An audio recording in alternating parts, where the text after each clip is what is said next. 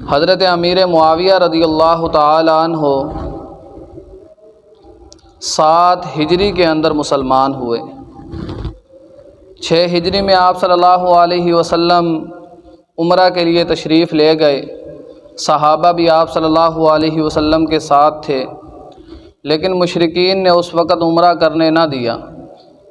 اس وقت ایک عہد نامہ لکھا گیا جس کو صلح حدیبیہ کے نام سے موسوم کیا جاتا ہے کہ آپ صلی اللہ علیہ وسلم اگلے سال آئیں گے اور اگلے سال آ کر عمرہ کر کے واپس چلے جائیں گے۔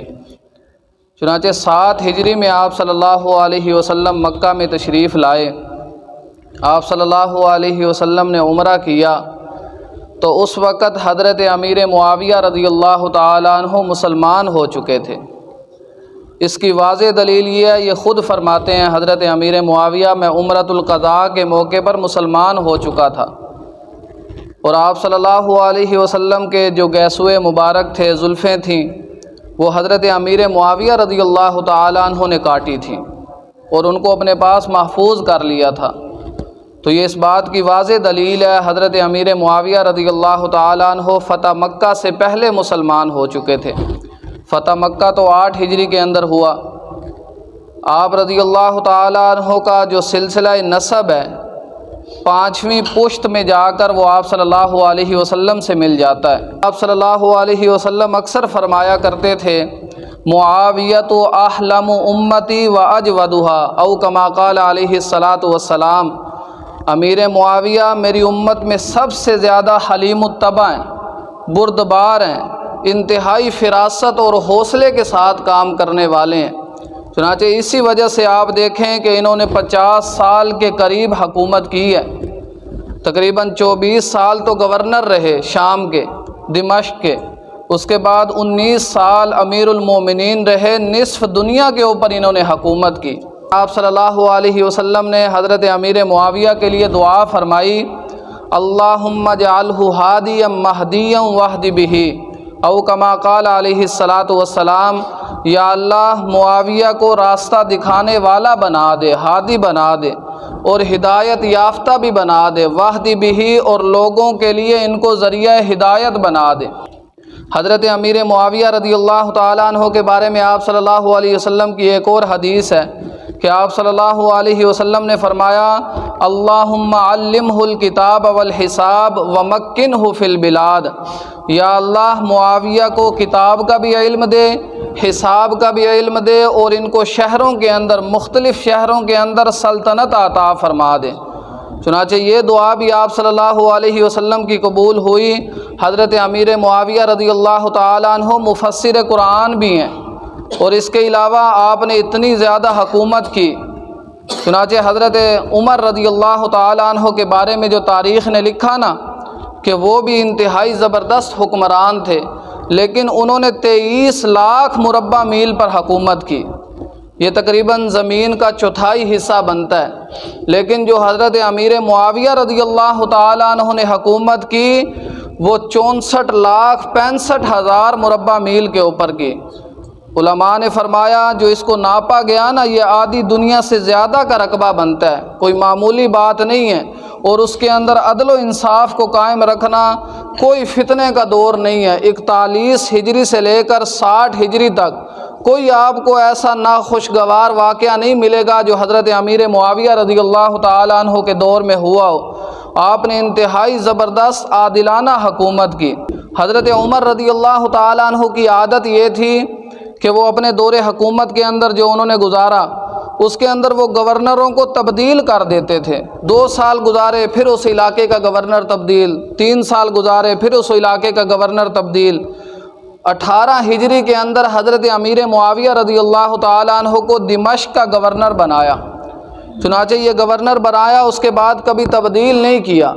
یہ حضرت امیر معاویہ رضی اللہ تعالیٰ عنہ کی فراست کی واضح دلیل ہے، وگرنہ حضرت عمر رضی اللہ تعالیٰ عنہ کسی پر مطمئن نہیں ہوتے تھے کہ اس کو وہیں کا پکا گورنر بنا دیں۔ حضرت امیر معاویہ رضی اللہ تعالیٰ عنہ کے بارے میں فرمایا کرتے تھے، لوگو تم کیسر و کسریٰ کی سیاست کو کیا دیکھتے ہو؟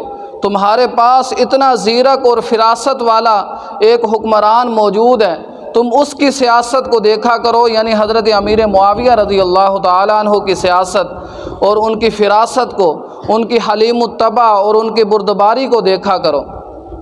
چنانچہ 28 ہجری کے اندر حضرت عثمان رضی اللہ تعالیٰ عنہ کا دور حکومت ہے۔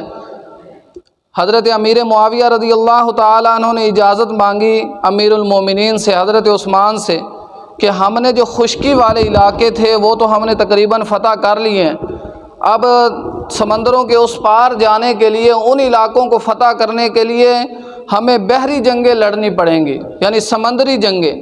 حضرت عثمان رضی اللہ تعالیٰ عنہ انکار کرتے رہے پہلے کہ میں اجازت نہیں دیتا کہ سمندر کے ذریعے جنگ لڑی جائے، لیکن بعد میں اجازت دی۔ حضرت امیر معاویہ رضی اللہ تعالیٰ عنہ نے ایک بحری بیڑا تیار کیا۔ یہ کوئی تاریخی روایت نہیں ہے، یہ بخاری ثانی کے اندر یہ روایت موجود ہے۔ حضرت امیر معاویہ رضی اللہ تعالیٰ عنہ نے اتنا بڑا بحری جہاز تیار کیا کہ اس کے اندر 1700 کشتیاں آ جایا کرتی تھیں۔ آپ رضی اللہ تعالیٰ عنہ نے وہ جہاز تیار کیا اور 28 ہجری میں اس کو سمندر کی موجوں کے حوالے کیا، اور آپ صلی اللہ علیہ وسلم نے فرمایا، آپ صلی اللہ علیہ وسلم کی خالہ ہیں رشتے کے اندر حضرت ام حرام رضی اللہ تعالی عنہ، آپ صلی اللہ علیہ وسلم ان کے گھر میں آرام فرما رہے تھے، دوپہر کا وقت تھا۔ آپ صلی اللہ علیہ وسلم اچانک بیدار ہوئے اور مسکرا رہے تھے۔ آپ کی خالہ ام حرام رضی اللہ تعالی عنہ نے پوچھا کہ آپ کیوں مسکرا رہے ہیں اور اچانک آپ اٹھ گئے؟